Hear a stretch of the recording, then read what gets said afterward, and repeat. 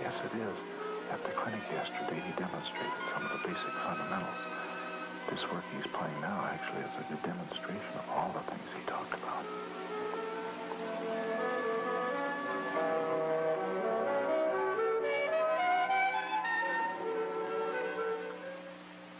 The first thing to remember about the tone is the embouchure.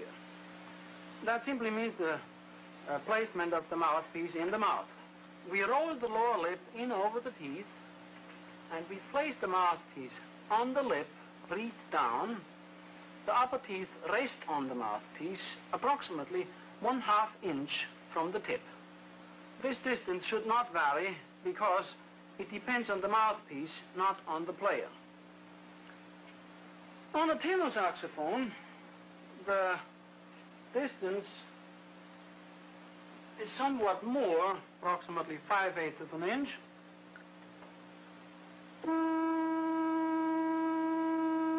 And consequently, on the soprano, it is less. Will you do that, Karen? Fine. Now let's recapitulate. We roll in the lower lip over the teeth. We rest the mouthpiece, read down on that lip. We rest the upper teeth on the mouthpiece, approximately 1/2 an inch from the tip. That is the embouchure.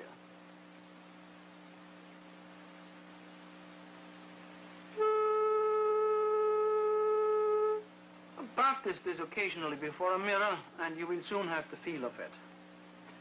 I teach saxophone at my university. Mr. Rascher, what do you tell the student next? Simply to close the lips comfortably around the mouthpiece and blow.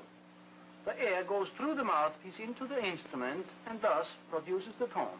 Here.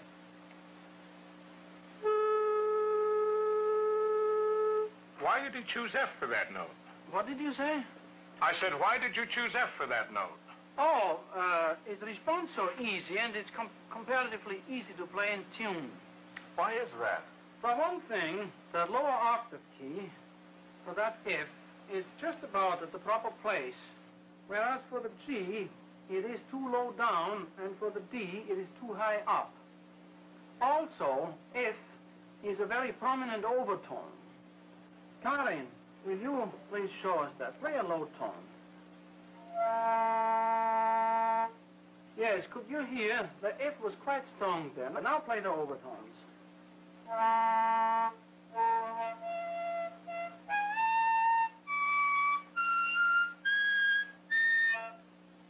very good.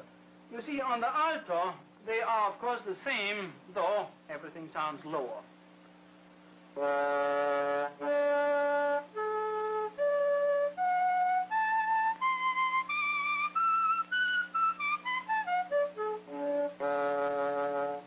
Now, that is something that even a beginner should practice every day a few minutes. About like this.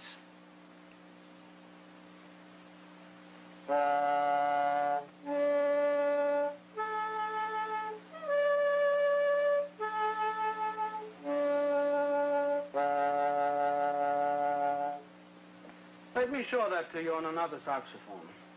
Mr. Rascher, this light is in my eyes. Do you mind if I turn it out? Indeed, it only tries out my reed. Fine. Look, no keys. All up here.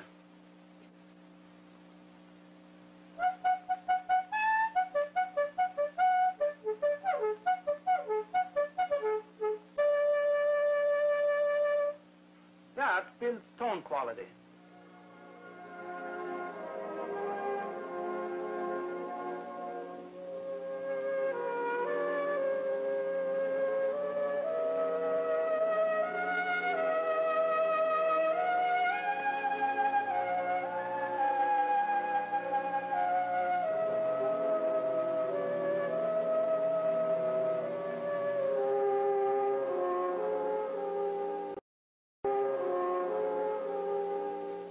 Mr. Rascher, how do you sustain such an even tone? Ah, that's breath control. Like a singer, the wind instrument player must breathe from the diaphragm. The diaphragm is a flat muscle across the bottom of the chest cavity. When the diaphragm contracts, it flattens. enlarging the cavity. Air rushes in to fill the additional space. As the diaphragm relaxes, it moves up, pushing air from the chest. This action can be controlled to give an even flow of air through the mouthpiece, producing a steady tone. If more power is needed, the frontal abdominal muscles will supply it. Karin, will you come and play a tune? Take a deep breath and play.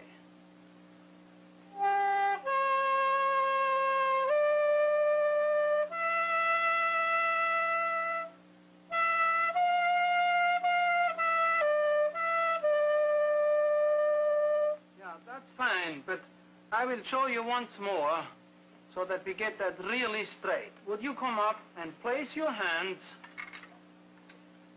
around my chest? Now,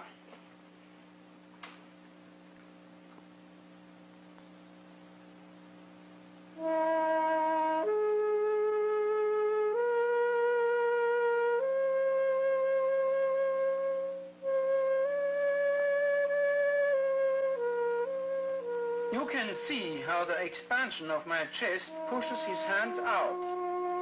As I continue to play, his hands close in evenly as my chest recedes through the relaxation of the diaphragm.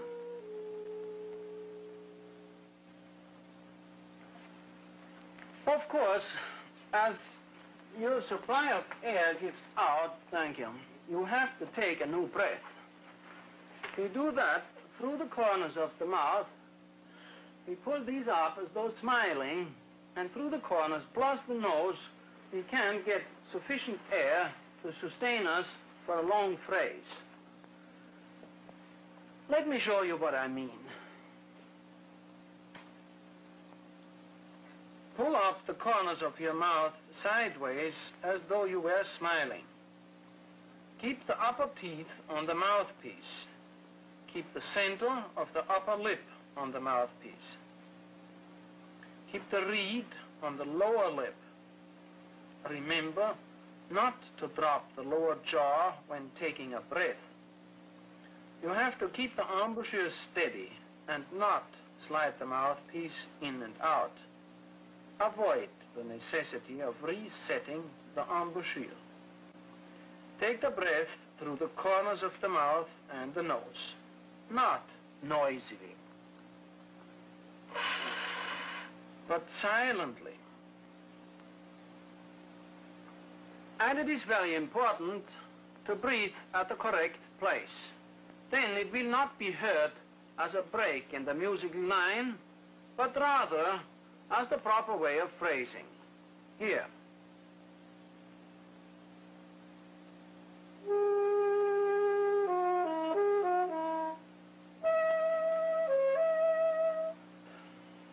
No, that isn't good.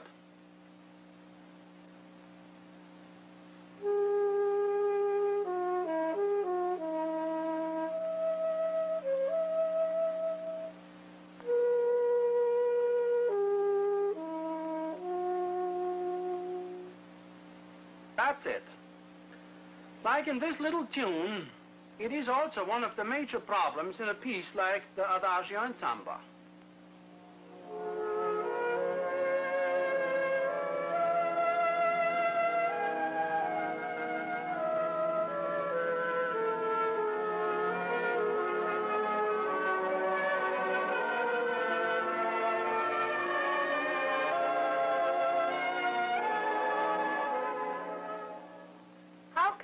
To play soft and loud like you do.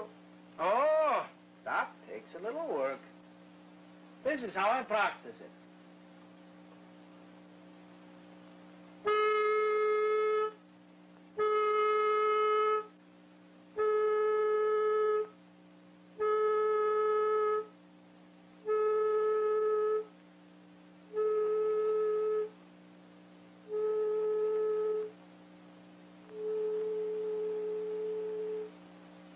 And you should practice that every day for a few minutes. And really, every day, not just once a week for half an hour. That doesn't help so much. And furthermore, You cannot do any of these things I have talked about. Embouchure, the tone, breath, the phrasing, really well, unless you have the proper posture. May I use your chair? Now, you see, some students will practically lay down when they play. Oh. And others, they will sit like this. How often have I seen those? And the third one will practically stand, saxophone on the knee. Play like this. You cannot do that. You cannot have a good tone and good phrasing unless either you sit erect or you stand erect.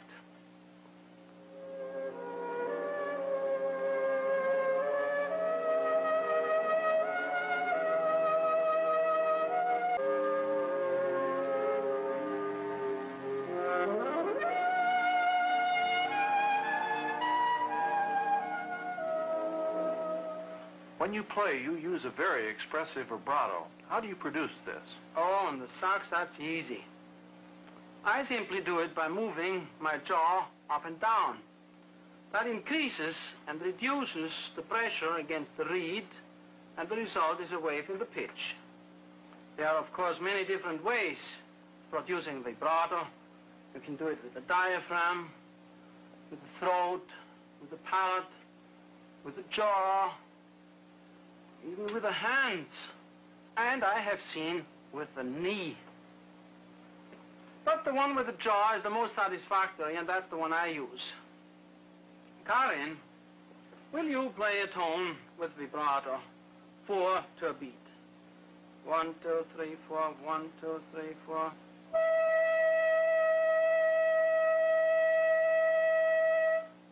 Well done. Thank you. You see, there is no visible movement of the jaw. Of course, we have to practice vibrato every day, just like all the other fundamentals. And we should practice it at various speeds. You mean that you can change the speed of the vibrato? Indeed. Well, could you do it for me, say, 6 to the beat, like this? 1, 2, 3, 4, 5, 6?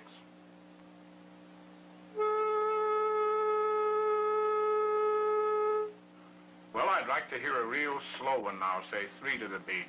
1, 2, 3.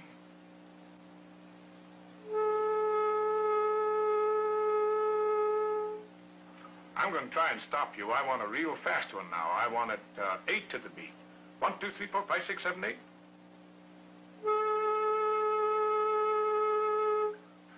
I don't know how in the world he does it. Mr. Rascher, do you use the same width vibrato all the time? Oh, no.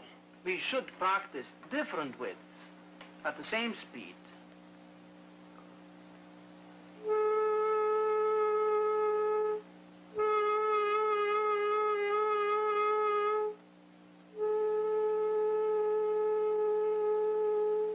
I have to practice it every day, just like I have to work on my staccato every day.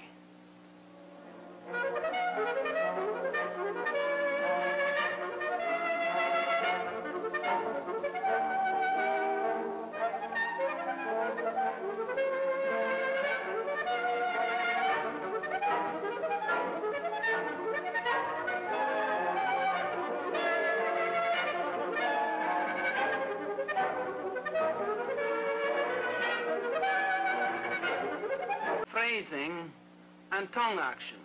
As you see, the tongue touches the reed, moving in the same direction. That is, up and down. When the tongue moves up, it stops the vibration of the reed, and therefore the tone. But it does not close the gap between reed and mouthpiece. Air must continue to flow through the mouthpiece uninterrupted. Then, when the tongue releases the reed, the tone begins again. To practice this, begin with a long tone. Then divide it by stopping and releasing the reed with the tongue, like this.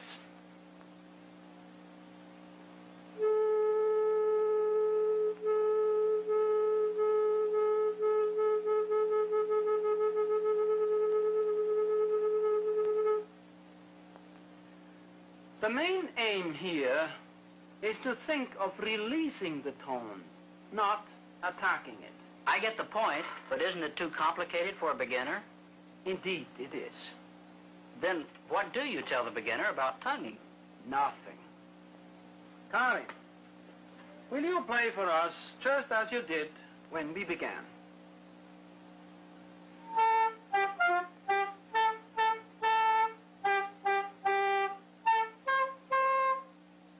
Yes, that's the way we start. And then, when we want to play faster, then I tell them a little bit about tonguing. Try it again, Karen, as you would play now.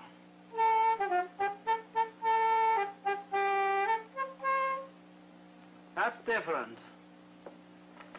This way, it comes natural. It is a natural development.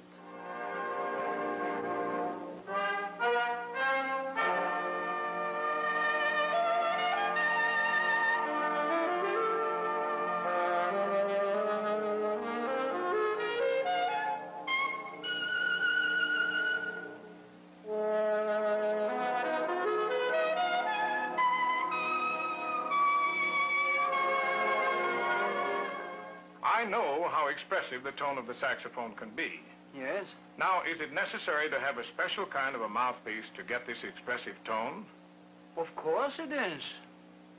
You see, we have become so conscious of all kinds of facings that we have almost forgotten the interior of the mouthpiece. The type of tone now generally identified with the saxophone, edgy and strident, issues from a slender, elongated mouthpiece. It is not what Adolf Sax designed, but a new development. This, by contrast, is the mouthpiece Sax designed for the instrument. It has a barrel-shaped, large tone chamber, so necessary for the production of a smooth, velvety, rich tone. And here, you can see it on the patent letter of Adolf Sax. It does sound different.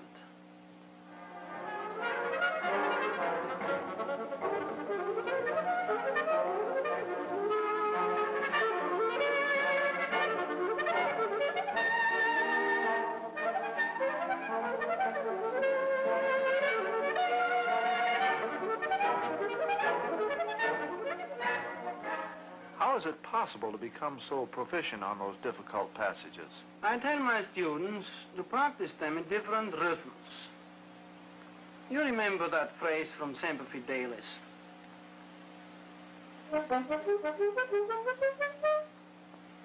Now, we change the rhythm.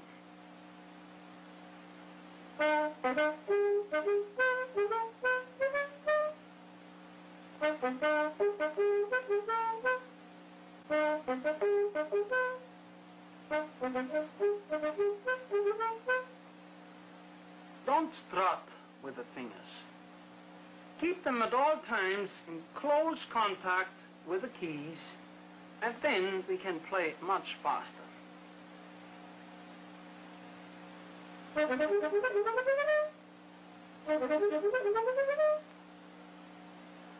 And now, I want to say this to all of you. After more than 25 years of professional playing, I know better now than when I started that I have to practice the fundamentals every day. Embouchure, breath control, vibrato, tonguing, and fingering. Try it, my friends, and you will see it works.